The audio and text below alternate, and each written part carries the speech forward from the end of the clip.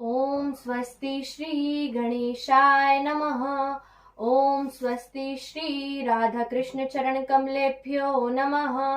ओम स्वस्ति श्री गुरुदेव चरण कमलेभ्यो नमः।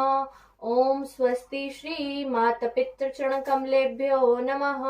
ओम स्वस्ति श्री कुलदेवताभ्यो नमः। वरेणाम अर्थ संघानां रसानां छन्दसामपि मंगलानमज कर्तारो वन्दे वाणी विनायको गवामी तीर्थे बसती गंगा पुष्टिस्तथा तद्रजसी प्रवद्धा लक्ष्मी करीषे प्रतोच धर्मस्य तासां प्रणामं सततं च कुर्यात्। राधा भक्ति हरिर्ज्ञानं ताभ्यां यात् समान्वितां तां श्री भगवतीं गाथा वन्दे युगल रूपिणीम्। सर्वे भवन्तु सुखिनः सर्वे सन्तु निरामया सर्वे भद्राणि पश्यन्त मा कश्चित् दुःखं भाग् भवेत्। ध्यानमूलं गुरुमूर्ति पूजामूलं गुरुपदम् मंत्रमूलं गुरुवाक्यं मोक्षमूलं गुरुकृपा। जय जय श्री राधारमण जय जय नवल किशोर जय गोपी चित चोर प्रभु जी जय जय माखन चोर। श्री राधे मेरी स्वामिनी मैं राधे जुकीदास जन्म जन्म मोह दीजियो श्री वृंदावन वास। मेरो मन माणिक धरियो श्री गिरधर के पास प्रेम ब्याज इतनो बढ़ियो अब नहीं घुटन की आस। श्री राधे मेरी मातु है पितु मेरो घनश्याम इन दोनों के चरणों में मेरो बारंबार प्रणाम। बुद्धिहीन तनु जानिके सुमिरो पवन कुमार बल बुद्धि विद्या देहु मोहि हरहु कलेश विकार। हरे कृष्ण कृष्ण कृष्ण हरे हरे हरे राम राम राम राम राम हरे हरे।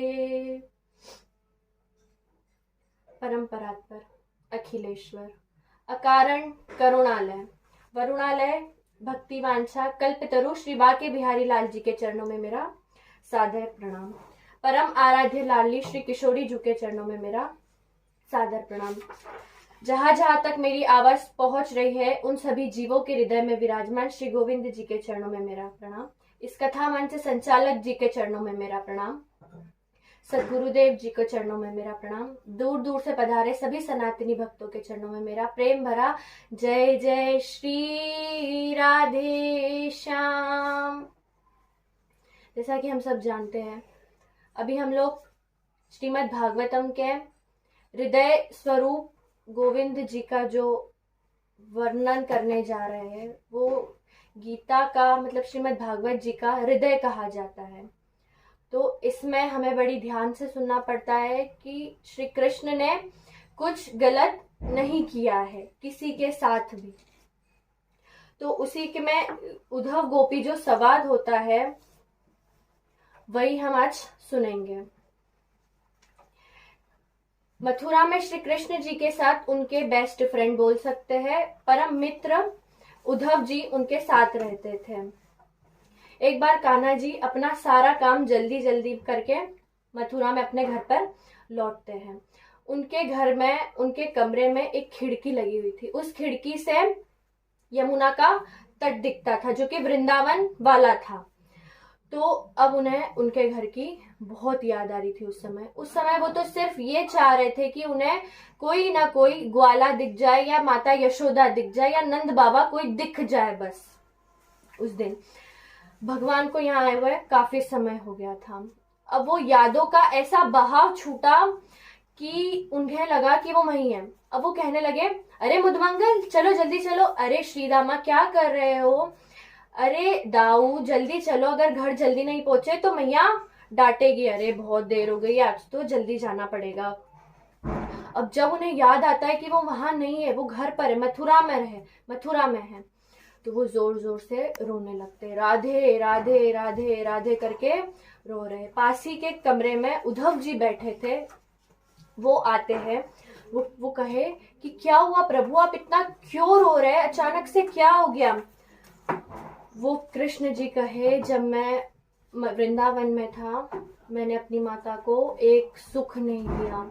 मेरी माता इतनी प्यारी थी, इतनी अच्छी थी, मतलब हर दिन कोई ना कोई मेरी शिकायत लेके आ जाता था, और इन सब शिकायतों की वजह से मेरा माता का प्रेम, जो कि कम होना चाहिए, नॉर्मल हम देखते हैं कि किसी बच्चे की ज्यादा शिकायत आती तो घर वाले उसे साइड कर देते कि नहीं अब ये लायक नहीं है समझाने के, लेकिन कृष्ण जी की माता ने ऐसा नहीं किया, जबकि उनका प्रेम हर दिन हर पल इतना बढ़ता रहा कि आज भी उनके जैसी माता कहीं पर भी नहीं है। तो उनका प्रेम हर दिन बढ़ता गया। वो उद्धव जी को कहे कि उद्धव, जब मैं ब्रज में था ना, तो मेरे बाबा है ना जूतियां पहनना भूल जाते थे, पैरों की जूतियां पहनना भूल जाते थे। तो जब मेरे बाबा बाहर जा रहे थे, तो मैंने उन्हें जूतियां दी, तो मैया ने डांट दिया। मैया मतलब डांटती है कि अगर वो जूतियां नहीं पहनते तो मैं अपने सिर पर जूतियां ले जाकर उनको देता था। उद्धव, मैं कसम खा के कहता हूँ कि जब से मैं मथुरा आया हूं ना, मेरे बाबा ने अभी तक जूतियां नहीं पहनी होगी। सबसे ज्यादा दुख तो मैंने उन गोपियों को दिया। वो गोपियां मुझसे इतना प्रेम करती, निस्वार्थ प्रेम करा उन गोपियों ने मुझसे। एक बार मैया ने मुझसे कहा कि कन्हैया, तो उनका माखन मत ले जाया कर, उनका माखन, जो वो माखन बेचती है ना, उसी से वो अपना पेट भरती है, वो माखन बेचकर जो भी पैसे आते हैं ना, वो उसी से उनका पेट भरती है। तो वो गोपियां घर आ गई, कहे कि यशोदा, कृष्ण क्या तेरा ही बेटा है, वो हमारा कुछ नहीं लगता, क्यों तूने उसे मना कर दिया। तो वो कहे कि असल गरीब तो हम जब हो जाएंगे जब कृष्ण हमारा घर आना छोड़ देगा, तो उसे डांटा मत कर, वो उसकी ये जो शरारतें है ना हमें भी अच्छी लगती है, तो उसे ऐसा मत कहा कर। और सबसे ज्यादा दुख तो मैंने अपनी राधे को दिया। उसने मुझसे सिर्फ और सिर्फ निस्वार्थ प्रेम करा और कुछ भी नहीं करा। ये बातें सुनकर यहाँ पर कई लोगों की आंखों में आंसू आ गए होंगे, लेकिन उद्धव जी को इतना सा भी फर्क नहीं पड़ा। उद्धव जी के लिए सबसे सर्वोपरि था ज्ञान, प्रेम उनके लिए कुछ भी सर्वोपरि नहीं था। अब उद्धव जी उनको कहे कि अरे आप परमपिता परमेश्वर होकर उन गवार अनपढ़ लोगों के लिए रो रहे हो। क्या कहा? अनपढ़ गवार। कृष्ण कहा कि ठीक है, मैं नहीं समझा पाया, तुम उन्हें जाकर समझा दो। उन्होंने कहा हाँ ठीक है, मैं 3 दिन में उनको समझा दूंगा ज्ञान। उन्होंने कहा ठीक है, जाओ समझाओ। अब ये बात उन्होंने कही थी 3 दिन, लेकिन उद्धव जी वृंदावन ब्रज में 6 महीने रुकते हैं। उसके बाद जो 3 दिन में समझाने वाले थे वो 6 महीने में भी नहीं समझा सके। कैसे? देखते हैं। कृष्ण जी ने कहा कि ये मेरे कुंडल लो और ये जो मेरे कपड़े हैं ये जाकर पहन लो। वो बोले इन सब की क्या जरूरत है? अरे इन सब के बिना तो वो तुम्हें देखना तो दूर, बात तक नहीं करेंगे तुमसे। जैसा क्यों? बोले अगर मैं, जैसा कि सब कहते हैं, मैं तुम्हारे जैसा ही दिखता हूँ, तो अगर वो अलग एक झलक भी देखेंगे तो उन्हें लगेगा कि उनका कृष्ण आ गया उनके पास, तो वो देखने के बहाने बात तो कर लेंगे। ठीक है, जाते हैं ब्रज।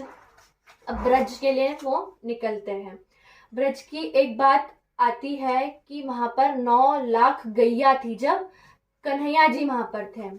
कितनी? 9 लाख गैया सारी दूध देती थी। लेकिन जब से श्री कृष्ण ने वो छोड़ा था, ब्रज छोड़ा था, मथुरा गए थे वो, तो वहां पर सिर्फ और सिर्फ 9 गैयाओं ने ही दूध देना चालू किया था। सिर्फ 9 गैया दूध दे रही थी। पहले 9 लाख दे रही थी, फिर सिर्फ 9 ने ही दिया। क्यों? वो पूछते हैं उनसे कि 9 लाख गैयाओं से पूछा तो उन्होंने कहा कि हम लोग तो हम जिसके लिए दूध देते थे, जो कान्हा था, अब वो तो है नहीं, तो हमारा दूध देने का कोई मतलब ही नहीं। और उन 9 गैयाओं से पूछा, वो बोले कृष्ण कभी इधर उधर देखकर कभी यहाँ पर आ गया और उसे माखन या दूध नहीं मिला तो अच्छा भी नहीं होगा, इसीलिए वो हमारी मजबूरी समझ के दूध दे रहे थे। ब्रज निकलते हैं, रास्ते में उद्धव जी जैसे ही पहुंचते कुछ गोपियां मिलती है उन्हें। गोपियों से पूछते हैं नंद बाबा और यशोदा मैया का घर कहाँ है। वो कहे मथुरा से आए हो। वो कहे आपको कैसे पता। तो कहे मथुरा वासी पूछ सकते कि नंद बाबा और यशोदा मैया का घर कहाँ है, वरना तो हर एक ब्रजवासी को पता है कि कन्हैया कहाँ रहता था। वो कहे कि ये छोटी सी नदी देख रहे हो, जो छोटी सी हल्की सी थी, थोड़े से पानी की थी। तो पूछे हाँ, तो ये जहां पर रुक जाए, जिस घर के आगे ये रुक जाए या जिस घर में से ये निकल रहा हो जल, वही घर नंद बाबा और यशोदा मैया का है।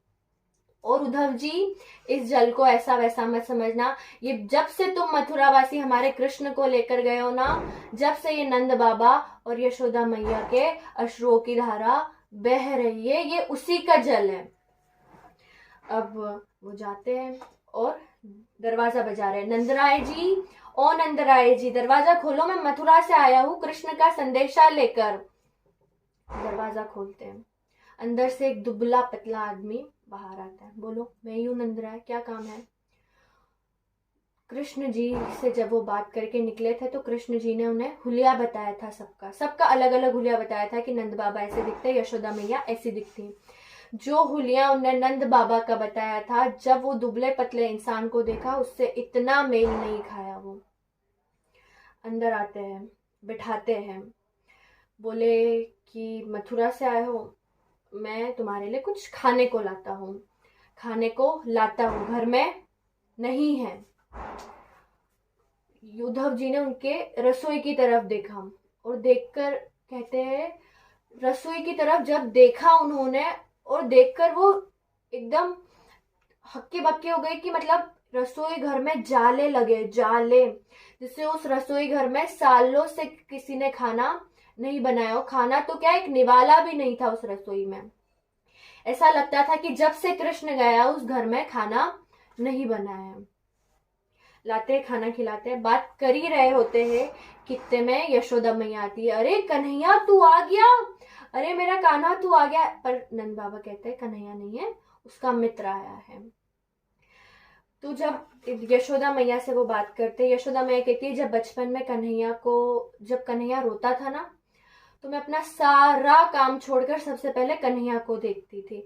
आज इतने बरस हो गए, उसकी मैया उसको कब से बुला रही है, उसके पास थोड़ा सा समय नहीं है अपनी मैया के लिए कि वो आके देख तो ले। उद्धव जी कहे मैया, कन्हैया को खुदगर्ज मत समझो, कन्हैया खुदगर्ज नहीं है। मैं जब यहाँ आ रहा था ना मैया, तो कन्हैया मतलब देवकी मैया और आपके बीच जो बात हुई थी पत्र से, जब कृष्ण जी मथुरा में पहली बार गए थे तो पत्र भेजा था माता देवकी ने यशोदा मैया को कि कृष्ण जी की बातें पूछ रहे थे कि कृष्ण को क्या पसंद है क्या नहीं है, तो वो उस हिसाब से उनको खाना खिलाए, ये कुछ भी दे दें।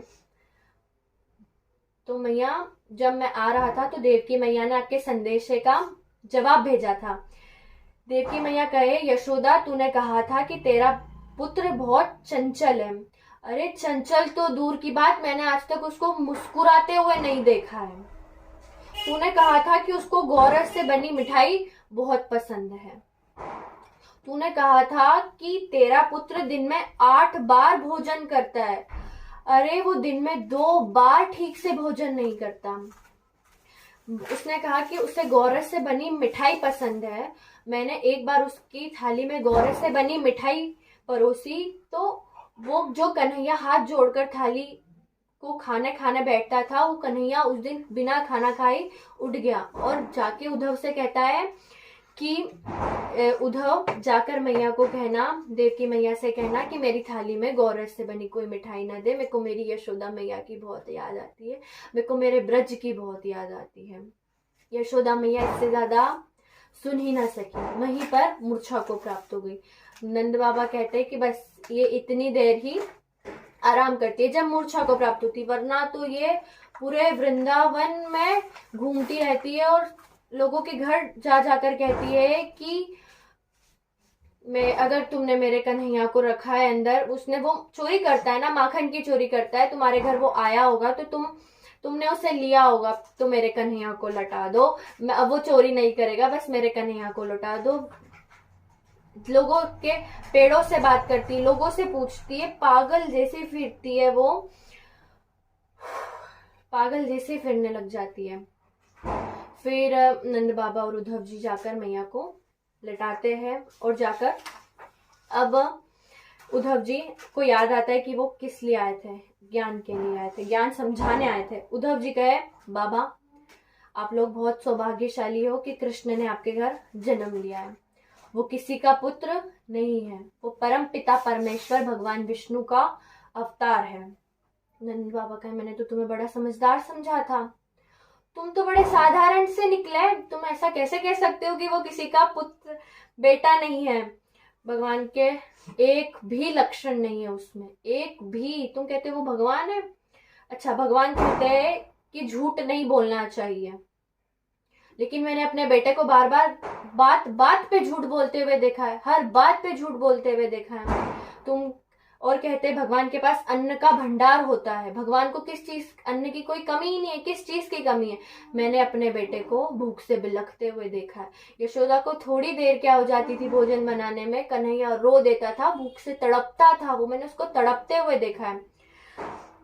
और भगवान से कोई गलती हो सकती नहीं, चलो माना मुझसे गलती हुई है कि मैंने उसको बेटा कहा, भगवान से क्या गलती हो सकती थी कि जो उसने मुझे बाबा कहा। अंत में नंद बाबा ने ऐसा कहा कि चलो, मैंने माना वो भगवान है, अगर मैंने तुम्हारा कहना मान लिया कि वो भगवान है, तो इसका मतलब मेरा घर भगवान ही छोड़ के चले गए। कई पुत्र घर छोड़कर जाते, तो हम लोग तो भगवान के सहारे जी रहे थे, अब किसके सहारे जिए? मतलब हमारा घर भगवान ने ही छोड़ दिया, अब हम किसके सहारे जिए? उद्धव जी के मन में एक बात नहीं सूझी, सारा ज्ञान समाप्त हो गया। उद्धव जी वहां से चुपचाप चल दिए। आगे जाते हैं, कुछ गोपियां दिखती है, वो बात कर रही थी। गोपियां कुछ बात कर रही थी, वो दूर से सुनते हैं। वो बात कर रही थी, ये वही रथ है ना जिसमें ये मथुरावासी हमारे कृष्ण को लेकर गए थे। दूसरी गोपी बोलती है कि हाँ, कंस की हत्या हो चुकी है ना, तो उसका श्राद्ध कर रहे होंगे, तो यहाँ मांस लेने आएंगे। मांस किसके श्राद्ध में लगता है? अरे वो था, राक्षस था, तो राक्षस के इसमें तो मांस ही लगेगा। उन्होंने कहा यहाँ पर अपने ब्रज में मांस कहाँ पर मिलेगा? ये मथुरावासी बड़े ही चतुर है, उनको पता है कि जब से वो कृष्ण को लेकर गए हैं, सारे ब्रजवासी जिंदा लाश की तरह घूम रहे हैं, तो तुम्हारा हृदय मांगेंगे तो तुम दे दोगी। गोपी दूसरी गोपी से पूछती है कि तुम्हारा हृदय मांगेगी तो तुम दे दोगी? हाँ हाँ बिल्कुल दूंगी, मामा के श्राद्ध में भांजा भी तो होगा, कृष्ण देखते ही पहचान जाएगा कि ये किस गोपी का हृदय है। ऐसे ही भाव मीरा जी के थे। वो जब भी भजन करती थी तो ऐसा बताते थे कि कृष्ण जी वहां पर आते थे, उनका भजन सुनते थे, उनके साथ रहते थे। एक बार भगवान को वो भजन गाकर बुला रही थी, भगवान नहीं आए, परीक्षा ले रहे, भगवान की आदत होती है परीक्षा लेना। उस दिन वो इतना रो रही है, भजन गाए जा रही, भगवान नहीं आ रहे, मतलब नहीं आ रहे। एक पेड़ के नीचे जाकर बैठती है। पेड़ के ऊपर एक सुआ बैठा था, मतलब कौवा बैठा था। अब यादों का उनका ऐसा बहाव छूटा कि वो उस कौवे से बात करने लगती है। वो कौवे को कहती है कि तू बहुत आवाज कर रहा है। तो मीरा जी कहती है कि काढ़ कलेजो मैं धरू रे, कि काढ़ कलेजो मैं धरू रे, कागा तू ले जा। कि तू इसलिए इतनी आवाज करना है क्योंकि तुझे भूख लगी है, मैं अपना कलेजा निकाल के देती हूँ, इसे खाना, लेकिन इसे यहाँ मत खाना। कहाँ पर खाना? कि काढ़ कलेजो मैं धरू रे, कागा तू ले जा, और जा दे सांभरो पिया बसे, वो देखे तू खाम। कि जा दे सांभरो पिया बसे, वो देखे तू खाम। उद्धव जी देखते हैं, बैठाती है उनको, समझ जाती है कि कृष्ण ने भेजा है। कहती है कि कृष्ण ने भेजा है, ये वस्त्र ये कुंडल सब उसी ने पहना है ना तुम्हें? वो कहे हाँ, तुम्हें कैसे पता? वो बोले अपना ऐश्वर्य दिखा रहा है। अरे ऐसा कुछ नहीं है। उद्धव जी कहे अरे ये रोना धोना छोड़ो तुम, और दिमाग अपने अपने आप को ज्ञान मार्ग पे चलाओ। गोपी कहे उससे क्या होगा उद्धव जी? वो कहे अरे मोक्ष मिलेगा, स्वर्ग की प्राप्ति होगी। अरे उद्धव जी, हम ठोकर मारते ऐसे स्वर्ग को जो हमें कृष्ण से दूर ले जाए, बल्कि हम युगों युगों तक नर्क में रहने को तैयार है जहां पर हमें कृष्ण मिले। यही उद्धव और गोपी का संवाद होता है। फिर